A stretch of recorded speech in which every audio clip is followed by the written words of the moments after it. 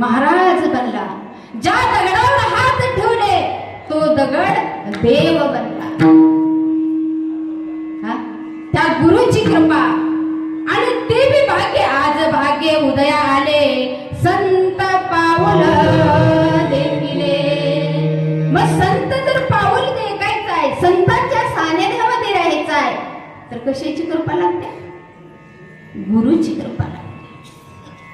आपण म्हणतो बघा एका श्लोकामध्ये, गुरु थोर म्हणावा का देव थोर म्हणावा, आधी नमस्कार कोणाशी करावा. मला भाषेतो सद्गुरु थोर वाटे आणि तयांचा प्रसाद शुभसांग भेटे. मग प्रत्येक मानव जन्म जे जन्माला येतो कशासाठी येतो?